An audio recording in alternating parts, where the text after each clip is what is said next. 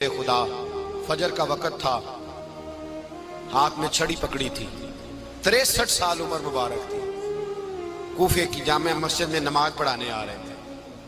ہر دروازے پہ دستک دیتے، اٹھو الصلاۃ خیر من النوم۔ رستے میں حضرت علی لوگوں کو جگاتے جگاتے آئے۔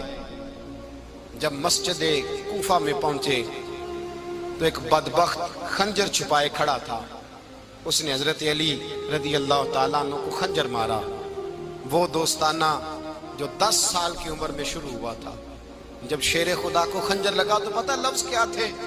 فزت برب الکعبہ، لوگوں رب کعبہ کی قسم میں کامیاب ہو گیا، میری زندگی دین کے کام آ گئی، میں کامیاب ہو گیا۔ حضرت علی کی داڑھی ساری لہو سے بھر گئی۔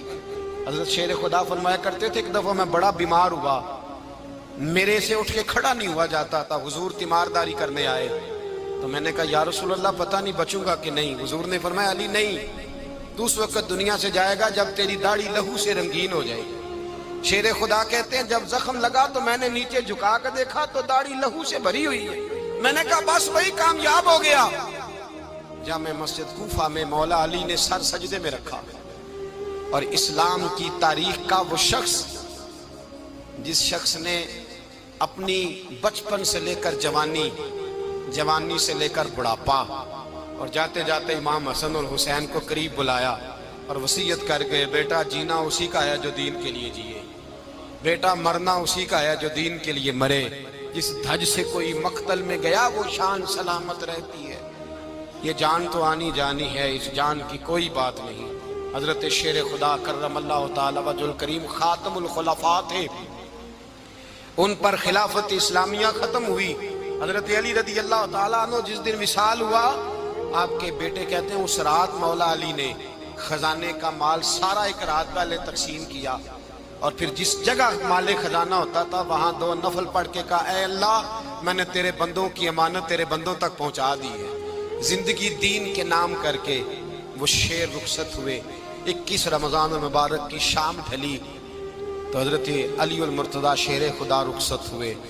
صحابہ کہتے ہیں مدینے میں کوہرام مچا، بغداد کی گلیاں سونی ہوئی، کوفے کے لوگ تڑپے، مکے میں بھی لوگوں نے دعائیں مانگی۔ وہ سورج اس انداز میں دنیا سے گیا کہ اس کی روشنی قیامت تک باقی رہے گی، اس کا اجالا قیامت تک چمکتا رہے گا۔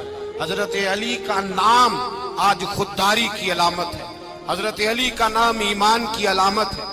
مولا علی کے نام کا نعرہ لگتا ہے تو سینوں میں خون دوڑتا ہے، طاقتیں بیدار ہوتی ہیں، روحیں بیدار ہوتی ہیں۔ حضرت علی کثرت سے نماز پڑھتے، کثرت سے روزے رکھتے، کثرت سے عبادت کرتے۔ حج تو اتنا محبوب تھا، ہر سال حج کرنے جاتے، ہر سال حج کرتے۔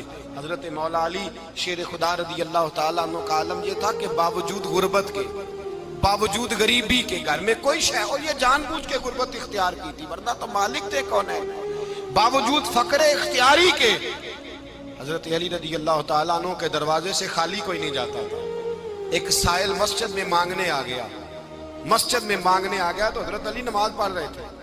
ایک طرف حال یہ ہے کہ حضرت علی کو تیر لگ گیا، ایک جنگ میں 2-3 تیر لگ گئے تو حکیم کہنے لگے حضرت آپ کو درخت کے ساتھ باندھیں گے پھر تیر نکالیں گے ورنہ تو آپ بڑا تڑپیں گے۔ حضرت علی فرمانے لگے ضرورت ہی کوئی نہیں، جب میں نماز کی نیت باندھوں تو نکال لینا، مجھے پتہ بھی نہیں چلے گا۔ ایک طرف حال یہ ہے، ایک طرف، اور دوسری جانب کیا حال ہے؟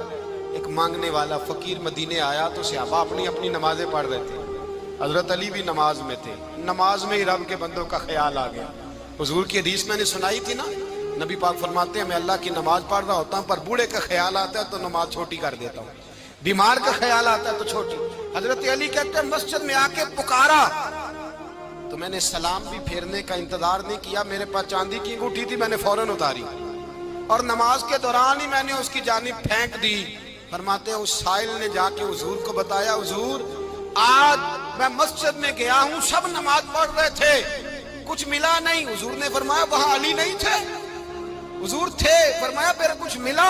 کہا حضور اس نے تو نماز پڑھتے پڑھتے بھی سخاوت کر دی، نماز پڑھتے پڑھتے بھی سخاوت کر دی۔